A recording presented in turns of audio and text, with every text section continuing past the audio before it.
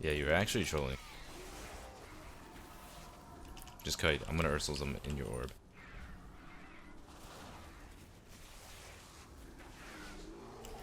Alright, nice, perfect. Dude, I took no damage that pull. That fucking owns. Holy shit, you take no damage, dude. Holy shit. I actually take no damage. I Legendary. love this game. Yo, what's going on, guys? Dorki here, and with Shadowlands coming right around the corner, I would like to make a video going over each tank, their strength, weaknesses, as well as how to play them. This way I can help everyone make an informed decision on what tank to play in Shadowlands and Plus. For those of you guys who don't know who I am, I was the #1 non-pro warrior tank in BFA Season 4. You may know me as either Dorki or Tomobor. I've been playing a lot of beta, and my most commonly asked question on Twitch chat has been, is this tank good? Which tank should I play? Thoughts on this tank? But anyways, as always, I would always recommend you guys picking the tank that you enjoy and you are most comfortable with, as that is much more important than their performance. Before I get started, I would like to make a notice that this is for purely M+ and nothing else. Shades are up, baby. Oh, we're fucking dead, baby.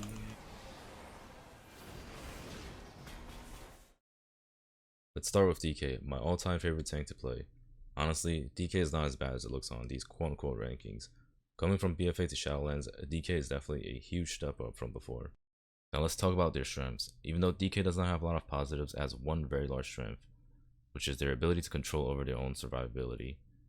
As a tank, this is a very big deal. Having massive sustain means that you are much less healer reliant, alleviating a lot of pressure from your healer. DK allows your healer to shine in many other ways, such as providing externals, healing the team more, doing damage, or even using their utility more. The second thing Blood DK has going for them is their ability to control mobs well. What does this mean? Well, it means that they can group and kite mobs very efficiently by using grips and their D&D slow. Having short CD under stops such as grip and asphyxiate is one of the best ways to disrupt mobs. As a tank, this is a very big deal because being a good tank means being able to position and manipulate mobs well. Now let's talk about their weaknesses. The most glaring weakness is that it is a very low damage tank, which may struggle with threat if you're playing with high burst class and if you have no tricks or misdirect. Many times in the key, melee will actually be their top damage, meaning that their AoE damage is doing so little damage that it can't even compare to their passive melee damage. The second weakness is that they're very spiky. This means that they scale very badly into higher keys and larger pulls. At a certain key level, Blood Decay is very susceptible to being one-shot with many mobs dying at once. Due to the nature of Blood Decay's mitigation, one small mistake, whether it's like lag or misplay, can easily lead to them dying, and this would either result in the key or just the group falling apart. And as a Mythic Plus tank, I feel like the most important thing is consistency and reliability, neither of which Blood Decay has. However, I do feel that even with these weaknesses, Blood Decay can be very good for pugging especially, just because of how well they can manipulate mobs and slow or just not rely on the healer as much. So for how it plays largely similar to how it did in BFA and Legion, where you're a resource-based tank that relies heavily on good resource management and reacting to large damage spikes to live. It does have a few extra tools such as Rune Tap Baseline and Chains of Ice now. The general playstyle involves front-loading all your CDs so that you can build up your resources, such as popping Dancing Rune Weapon on pull, and then building up your Bone Shield and Runic Power. Then at some point you start cruising along with a healthy amount of HP, Runic Power, and Bone Shield. And when you start to fall low again, that's when you either start to kite, receive help from a healer, or start popping your CDs defensively, just so that you can start building back up that resource. I would honestly say that Blood Decay is probably the highest skilled tank right now, just because of how it truly tests the tank's ability to survive on its own, and because of how punishing it can be if you don't have a very strong understanding of how deadly each mob or mechanic may be. So even though I have ranked Blood Decay as the lowest tank, I honestly feel like Blood Decay is really not that bad, and it might even be closer to like a B tier tank. Just because for pugs or for like people who are not pushing the very highest keys, Blood Decay is actually not that bad. It has really good strengths that makes up for it, and the weaknesses only really appear when you're doing keys that are high enough where you may get one shot or where threat becomes a real issue and damage starts mattering a lot. Alright, ready? Let's go. Okay, let's not go. That's that blood DK shit. Now let's talk about bear tanks, the tank that I'm most known for. It is easily one of the strongest tanks at the moment because of how tanky and powerful their borrowed powers are. So talking about their strengths, they are easily the best tank when it comes to just face tanking mobs because of how good Barkskin and Incarn is. Bears also scale extremely well into larger pulls because of Bear during Incarn, meaning that they can synergize with Blood Frenzy and just spamming infinite Vers. Bear of course also has the same utility that made Resto Druid the king of M+ for the longest time, namely Ursels or Typhoon, Battle Res, Poison and Curse removal, and Soothe. Weaknesses of a bear are mostly just the lack of damage and having Fred issues. Bears have no snap Fred because of how it is a Druid class which requires ramping of dots and spamming swipe. They don't have any burst damage such as Fell Devastation from a Demon Hunter.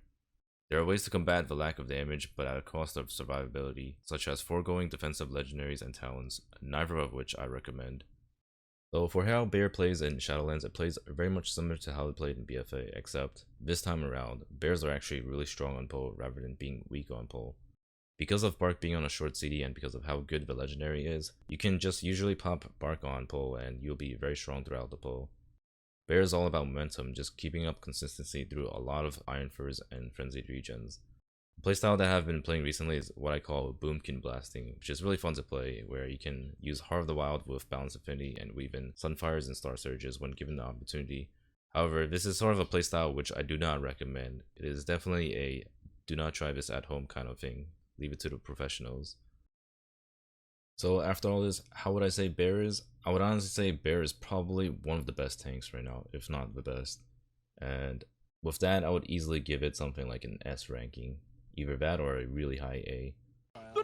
What's so far? What? He's going on a rampage. He's going on a rampage. Man, one taunt! He's been alive for like 10 seconds! Are you kidding me with that? Wait, one heal, how about that? One heal? Let's talk about Vengeance next. Vengeance is what I would consider one of the kings of M+. Vengeance performs really well when it comes to larger pulls because of their utility such as sigils and their very large defensive cooldowns such as Meta and Feldev. So what is it that makes Vengeance really good in M+? Well, the biggest thing is that you can plan your pulls and you can either go into very large pulls with defensive cooldowns and be extremely tanky while doing tons of damage, or you can also just pull smaller when you do not have defensive cooldowns up. Because of how good their sigils are, you can actually handle larger pulls very well too by gripping them all together, silencing them, and even fearing if you have to. The damage of Vengeance is easily amongst the top two, and that makes them very favorable for pushing high level keys. With how strong Vengeance sounds, what is bad about them then? Well, it can be very punishing tanking high damage for a sustained period of time. Vengeance is notorious for their lack of quote-unquote mitigation, which means that if you do not rotate your CDs well, or kite when necessary, you can quickly fall over. Vengeance also does not have any reliable slows or stops when it comes to disrupting mechanics or kiting when necessary. However, this does not mean that Vengeance is bad. It can easily be made up for by running with powerful DPS such as Rogue, Mage, or Hunter to provide slows and stops. Vengeance playstyle at the moment is very simple and straightforward, making it my top pick for beginners starting out tanking. You basically rotate between Fracture and Stoked for high damage and sustain, while defensively rotating between Demon Spikes, Feldev, Brand, and Meta to live. The general idea behind Vengeance gameplay is to do a very large pull when you have CDs available, kite when necessary, and do small pulls in between. This playstyle alone makes them very favorable for high M+, just because you can do a large pull when your team has CDs as well as when you have CDs. So a commonly asked question that I get is, wouldn't Vengeance struggle with their lack of mitigation and dealing with higher key levels? Well, to answer that, no. They have much better uptime nowadays, with Fiery Brand build providing high uptime on Fiery Brand and Feldev giving Demonic. When it comes to higher keys, Vengeance is one of the best tank at handling tank buster mechanics such as the last boss of Theater of Pain. All in all, I think Vengeance is an amazing tank at the moment and has been a huge step up from BFA Vengeance that struggled to both do damage and live. It has always been an amazing tank, it just didn't have the numbers to prop it up the way Shadowlands did. Prop Paladin next up is so far my most enjoyed tank on beta. This class is such a fun class in many ways. It feels like a DPS class built into a tank while having amazing support abilities. Here's what makes Paladins good. They are notoriously known as the Glass Cannon class. This class does a ton of burst damage, with the combination of their legendaries, conduits, and curing ability Divine Toll. When Wings is up, it is time to blast. They are also insane at providing a ton of support to your team through Blessing of Protection, Bubble, Blessing of Sacrifice, and Freedom. They can also off-heal if necessary, with Hand of the Protector or Lay on Hands. Paladin's ability to remove poison and disease has been a huge deal in Shadowlands. To me, Paladin feels like a very complete, group-oriented tank. With great power comes great weaknesses. Paladin is a super squishy tank when it comes to handling all types of damage. They also lack self-healing, making them extremely reliant on healers to prop them up. Using Word of Glory will result in a less shielded righteous uptime, and it is never to play to drop mitigation. This alone can make it hard for Paladins to push higher levels of keys, but don't let that be the determining factor in stopping you from playing Paladin. If played well through good kiting and communicating CDs between tank and healer, the damage and utility Paladin brings can nullify that weakness. Paladin really lives up to the whole Glass Cannon playstyle. It is different from BFA in the sense that Shielded Righteous is always up now, but it is not enough to keep you alive alone. You would generally pair Shielded Righteous with a defensive cooldown and more dangerous pulls or boss mechanics, followed by either kiting or requiring a ton of healing. With the amount of utility brought, Paladins can make certain mechanics significantly easier for the group. The skill cap in this class largely comes from understanding how to survive and when to make use of their utility. Well, maybe it's just me, but like, on those classes it feels really weird. What the hell, man? Dude, what the? Everyone's just doing fucking... What is all these groups? What What is everybody in my group, man? What is this? Brewmaster is what I would consider right now a hidden OP class. Well, not really OP, but it is definitely a class that is heavily slept on just because there haven't been enough tanks playing in beta. It can do a ton of damage really close to Vengeance or Paladin when playing the Keg Smash legendary with Kyrian. Brewmaster, as I've said, brings a lot of damage, and a lot of it is on priority mobs such as Prides and bosses, which are a very dangerous part of Shadowlands and Plus. Touch of Death and Neozal are a huge addition to Brewmaster's damage. If played well through good purifying usage, Neozal does insane damage. They also bring amazing monk utility as they've always had, such as Poison or Disease Dispel, Ring of Peace, Leg Sweep, and Paralysis. Brew is probably the most changed tank in Shadowlands. Unlike BFA, it is considered weak on pull and will require defensive or external cooldowns to ramp a large Celestial Brew. The playstyle right now is more CD oriented than it was previously. This also means that there are much more meaningful choices when it comes to purifying and Celestial brewing. Early expansion, this will also mean that you have to purify at the right times rather than just spamming it and sitting in Red Stagger. In my opinion, Brewmaster is significantly higher skill capped. It is also much more fun and engaging compared to its BFA counterpart. I thought that was going the complete opposite direction. What the hell? I moved into it too. It's bugged. What the fuck? Wizard? Wait, I'm doing huge damage, the fuck? Hello? Wait. I'm beating you guys? Bro, using it to step up your damage. This guy parries, man. Unfortunately for Pro Warriors, I have not played much of it over beta. However, I have spoke with and played with a couple of Warrior friends. Judging by its performance, while it's inferior to the BFA version, it is still better than people have perceived it. A good part of Warrior is similar in many ways. It is actually still the king of physical mitigation during block. However, it cannot maintain the same amount of block uptime that it did in BFA because of talents being changed, and you cannot have both anger management and bolster. As always, Pro Warriors still struggle heavily with magic and bleed damage due to their lack of self-sustain. Pro Warrior can actually do high damage during Spear of Bastion, Avatar, and Ravager, but when those are not up, Warrior struggles hard with doing damage. This can lead to aggro issues such as being only able to Thunderclap for AoE and not being able to get any threat out of that. Shadowlands has also done a great job at making Reflect not being oppressively powerful in any dungeon so far, which has been a very big part of Warrior's dominance in BFA. While I may not be the biggest fan of Warrior, I found that BFA Pro Warrior was much more interesting and fun to play because of the whole aggro management build, where you're just building and dumping rage.